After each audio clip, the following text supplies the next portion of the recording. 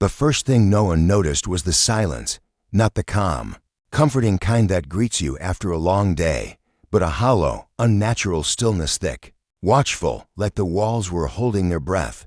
It was 6:43 p.m. exactly. He remembered the time because he had glanced at the glowing dashboard clock just before pulling into the driveway. His hand remained gripped around the steering wheel, knuckles pale, fingers rigid. The engine continued to hum beneath him as he sat there for nearly 8 minutes, paralyzed by something he couldn't quite name. That hesitation wasn't like him. But lately, nothing had been from where he sat in the car. Noah thought he heard laughter, soft, muffled, slipping out through the cracks of the closed windows. It was coming from inside the house, and that struck him as strange. They hadn't planned to have anyone over. He entered through the garage, pausing in the darkness. The television was on, blaring too loudly in the living room, the volume so high it felt less like entertainment and more like an attempt to drown something out.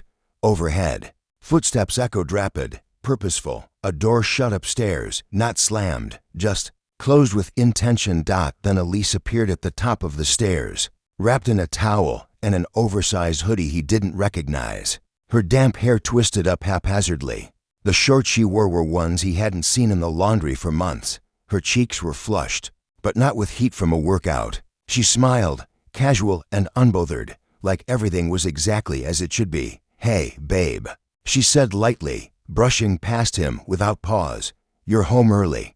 He wasn't. He was precisely on time. Noah followed her into the kitchen, each step deliberate.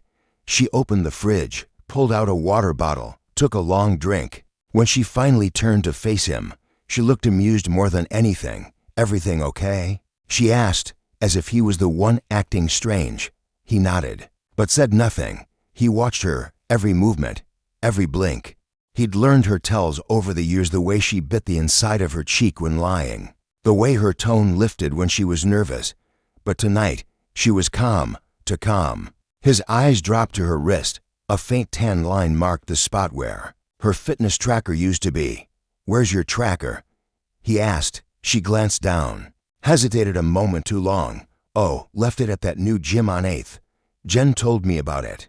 Jen had moved to Denver 6 months ago. Noah just nodded. He didn't press. Silence has a way of making liars nervous. It gives them too much room to fall apart. "You're acting weird," Elise said, frowning slightly.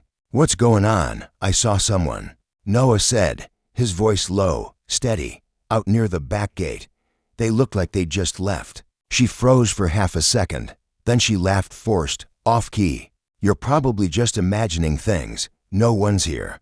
The house smelled like cologne, not his. The upstairs bathroom fan still whirred faintly. Her flushed skin, the unfamiliar clothes, the casual tone, it all screamed of something carefully concealed but poorly executed. She began scrolling through her phone. "Are you jealous?" she asked, lifting an eyebrow. "No," he replied coldly. "Just done." That was when the first crack broke across her facade. Not guilt, not fear, just irritation, like he was ruining her evening. "Don't be dramatic," she muttered, walking into the living room. She wasn't even trying to lie anymore. And that's what stung the most. She didn't care that he knew. She didn't care at all.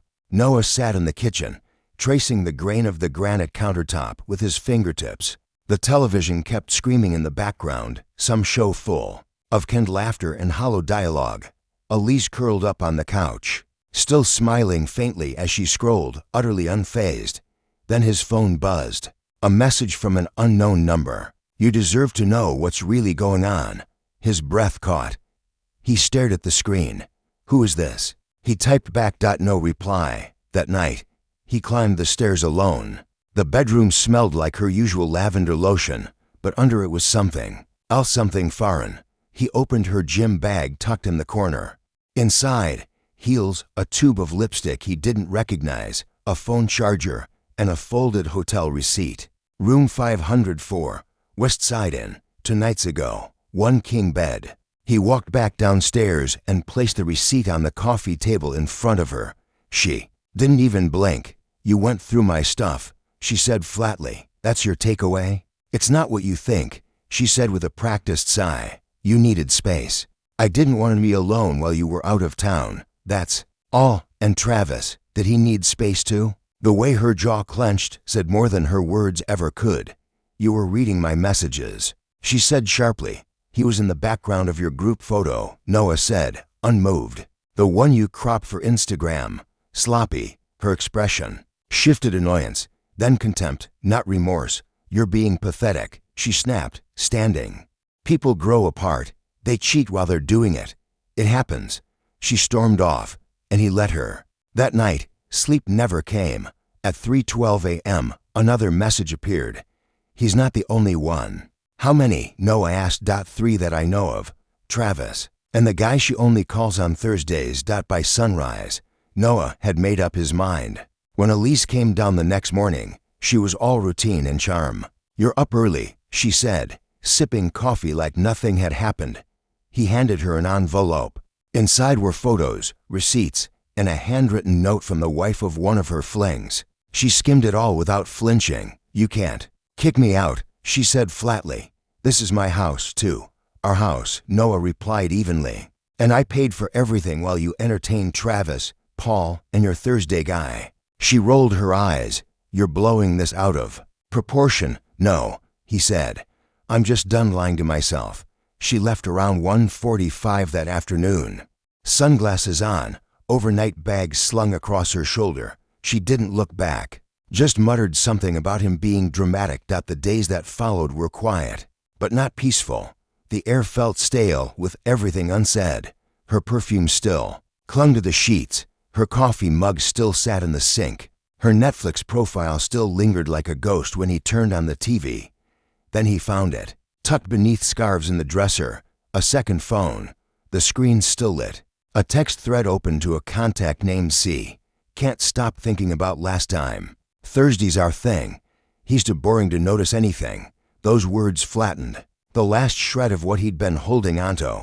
The next morning, her sister Lauren called. Is everything okay between you two? You tell me, he said. Lauren was quiet, then sighed.